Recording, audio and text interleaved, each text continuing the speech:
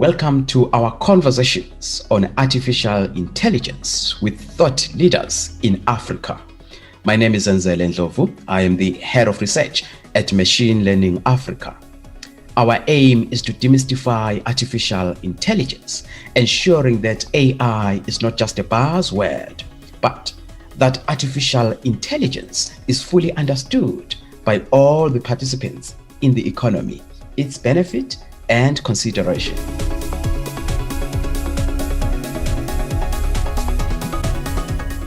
Hello everyone, and welcome to another of our recordings where we speak to people who work in the field of smart technology here locally in the South African market. Zenzele and I are really very passionate about giving exposure to the people who are doing amazing things, and there are many more than a lot of people realize, doing good things in the fields of healthcare or in the field of commerce and others. And we do have a very special guest today. Zenzele, if I could ask you to please introduce our guest. Thank you so much, Johan. It's a great pleasure to be having another wonderful guest who's doing great work within the field of smart technologies. And today we have Pelonomi Moiloa, the data scientist at Nedbank. Pelonomi was a Mail and Guardian top 200 young South African in 2019. She holds a bachelor's degree in biomedical engineering, a bachelor in electrical engineering, and a master's in biomedical engineering from a university in Japan, with a focus on deep learning for neurophysiology application. And she's currently the data scientist and use case lead at Nedbank. Pelonomi, welcome to our conversations with the AI leaders in Africa. Thank you very much for having me. Awesome. Thank you so much for joining us. Maybe my first question to you as a data scientist, how is the day like for the typical day as a data scientist? What do you guys do? Well, it depends on the day. I mean, if it's a weekend, I'm just going to be relaxing. No, I'm joking. But yes, it really does depend on the day. It also depends on the type of project you're working on.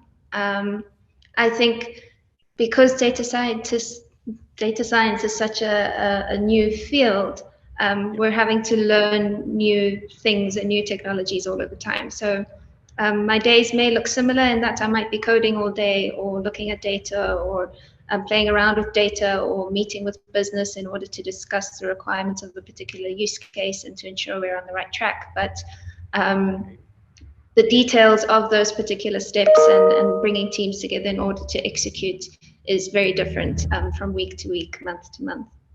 Yeah. So, Pelonomi, I must declare that I've got a special interest in this conversation because I'm a Nedbank client, having worked for the bank before.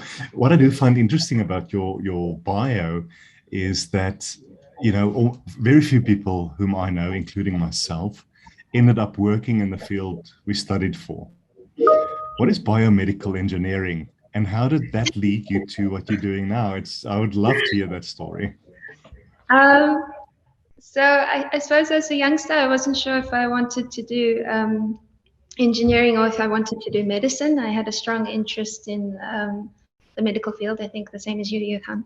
And so what biomedical engineering is it's a mixture of the medical field. So some of the subjects that we studied along with doctors who then continued with medicine.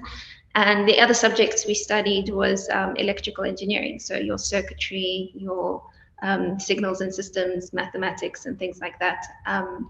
And the primary applications of biomedical engineering is medical machinery. So things like CT scans or X-ray machines or things like that. And what that often entails is a lot of very complicated image processing. So you can imagine that if you take a CT scan of somebody's body and it's all of these slices, trying to then fit them together in a software application in order for you to be able to visualize that is actually a very complicated software process more than a medical one.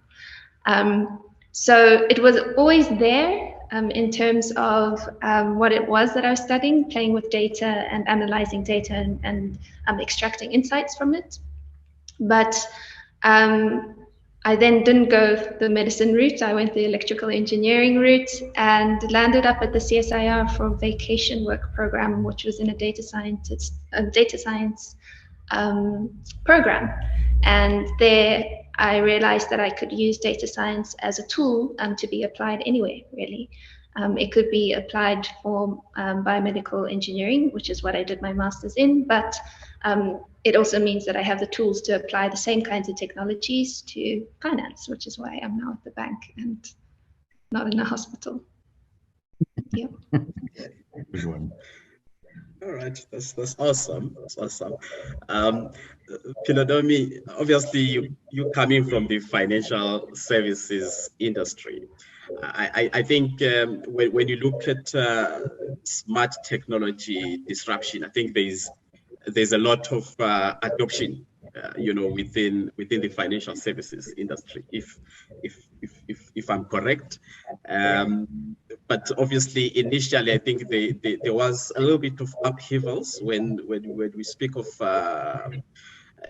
AI or automation, robots, adoption within that space. But I suppose that COVID-19 has oriented all of us, into these digital tools, and we all happy to transact the comfort of our homes and so on. But I wanted to find out in terms of the adoption now or resistance, so to say, within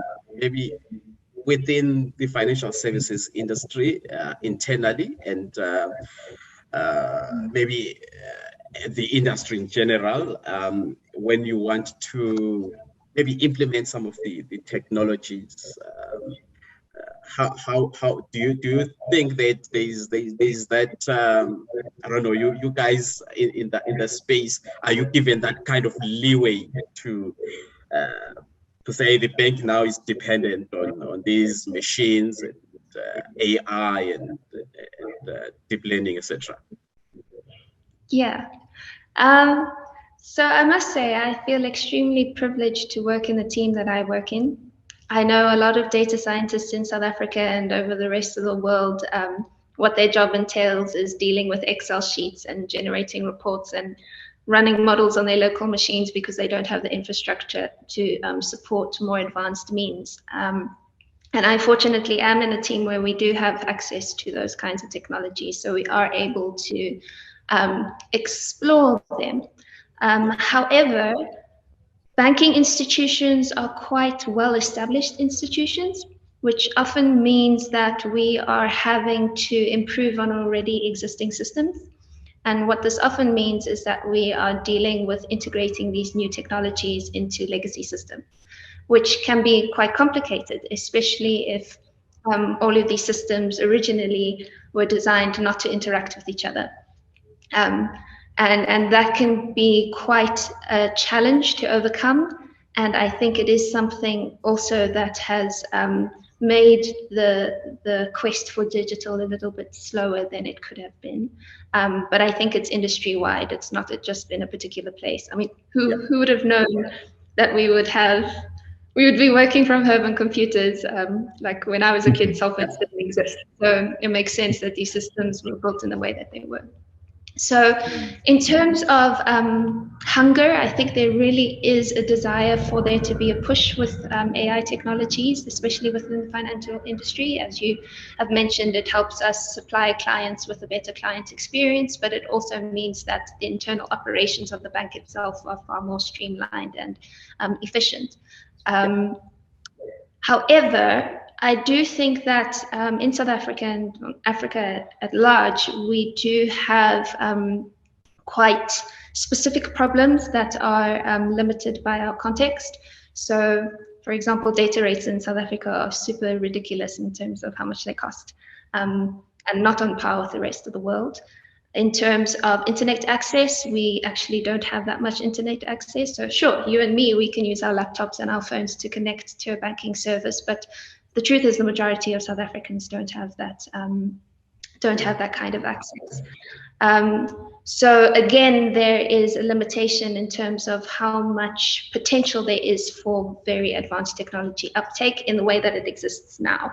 And taking solutions from the US or the UK or wherever else in the world who depend on things like a steady internet connection cannot be copy and pasted in the South African context because it just doesn't work in the same way. So it has, its own challenges, but it means that it's its own interesting and exciting solutions for us to come up with. And there's been illustrations of this on the continent, for example, with like mobile money and things like that. That stuff is really advanced on this continent and not necessarily anywhere else in the world. You just said a number of things that always excite me because I'm very passionate about the societal impact of this technology.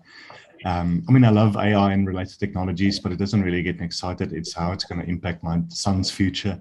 When we talk about healthcare, when we talk about fairness, education and the like. So you've touched on a nerve now, and I can go on for hours. But what you do on your profile, it also mentions that you like to advocate machine learning fairness, and that is such an important topic. I mean, I'm very interested in facial recognition technologies, for instance, but we've seen over the last months in many countries, and particularly in the US, how that technology is very biased when it comes to recognizing female faces and people of darker skins. You know, so maybe, and then I'll leave the last question for Zenzele, but if you could touch on this when you talk about advocating machine learning fairness, practically, what does that mean? So I think there's a lot of fluffy stuff out there in terms of ethics and bias. These two get grouped together quite often in the AI conversation, but I think that conversation more broadly needs to encompass methodologies and frameworks for regulation. So, I mean, it's fair for me to give talks about what it means and to highlight it as being an issue. And there are guidelines and very soft frameworks put in place about what kind of ethical principles should guide technology creation. However, I myself, as a data scientist, have found it quite frustrating not to have physical framework tools that can guide me in my machine development process in order to ensure that I'm doing the right thing to the best of my ability in a way that isn't going to result in discrimination against an already marginalized people. Discrimination against the status quo is also not so great. So what I have been pushing for is to try and set up frameworks in that way. So I'm driving that quite a bit in my own team within the bank and within data science at the bank. And then I try to share what we've learned there in terms of that framework to share with other people in the community. And it's supposed to be real steps and real checks you can take along your development process to ensure that you are considering the right questions when you are building something. And it extends beyond ethics and bias. It's also got to do with transparency and explainability and robustness. Often people make models that work on their machine, but as soon as they release them onto the world, they behave in a completely different way. It also has to do with responsibility and accountability afterwards. What happens when something goes wrong? Because I think in those cases in the US, the person's just like, it wasn't me, it was the machine. And there aren't actually regulations in place yet to make sure that people are accountable. And we're getting there, but I think we'll get there long after a lot of damage has been done. So I try to push for it now. Yeah. Okay, that's awesome. I think it's a very difficult one, to deal with when you talk about biases within the algorithms. Actually, I was listening to one presentation where you were talking about unconscious maliciousness. Like what educated a little bit there, and around like if we have these biases, that are inherent within, I don't know whether within us or within our systems, and we are not aware, and they become malicious. And I think it's very difficult to deal with all those biases and to mitigate even the challenges that come with it. But my question is on your youth coding initiatives. I think you mentioned also that you advocate for youth coding initiatives and building tech communities. If you can tell us a little bit more about the work that you do in the community. So along my technical journey, I think as a young woman and as a child, I was encouraged to pursue anything. And it was only when I left high school that I realized that certain things were targeted towards men and certain things targeted towards women. And what that meant was I landed up in this field of engineering and technology, and very often I was the only female in the room. And I did feel that I had a responsibility to challenge that a little bit. And so I approached my old high school, because they don't have access to any kind of technological subjects. I know there was a push maybe in 2019, 2018 by the president to make sure that schools went digital. Everybody was supposed to get a iPad thing. Yeah, everyone was supposed to get tablets. But then COVID came along, and I think there's been a major hit to developing technology in schools because there are other priorities that are being focused on at the moment. And so initially, I think there might have been an introduction to coding in schools in 2021. That was a proposal, but it hasn't happened at the scale that we actually require it to. Yeah, so I approached my old school. I was like, you don't have coding, let me teach. And I set up an academy in 2019. And that's nice. I mean, we weren't sure how many people would respond, but I think in the first week we had 100 reply slips from girls and parents wanting to get involved, to find out what it was about. And so it's continuing again this year. And then apart from that, I try to get involved with the machine learning women community, especially in Johannesburg, but in South Africa. We organized an event again in 2019. 2020 has been a mess. And yeah, just ensuring that these communities are linked, that we have a network of specifically women of color, and that we're supporting each other in our unicornness in the environments that we find ourselves. Okay, that's awesome. That's awesome. Johan, do you want me to conclude? Or you? Okay, we're going to have to, because we try and stick to a specific time frame, Zenzele, but there's so many things, Pelonomi, you've said that it got me excited. So I think me, you and Zenzele need a coffee. Like, remember the good old days of in-person meetings, but there's a lot more about doing good with this technology that I would love to chat to you about. But no, it's been fantastic to have you. I know it's just a short little time, but we wish you well. Keep on working. You know, it's important that when it comes to women, and especially women of color, that this technology is used in a way that will cause upliftment and equality. You know, and I often think that a lot of these, you know, AI conferences that I attend or speak at, it's kind of an armchair, very comfortable. We're talking about the tech, but we need to impact society for our children's sake. So I just want to end off with that, and then I'll give over to you, Zenzele, before I start preaching. But yeah, keep on going, girl, and keep on doing good. And we are there to support you in whichever way we can, even if it's just these kind of interviews or hopefully more. So thank you for your time. Lovely to meet you. Thank you so much, Pelonomi. It's been great chatting with you and learning from you. Thank you so much. Keep on doing the wonderful work that you're doing. Thank you so much. This is really encouraging. Thank you very much.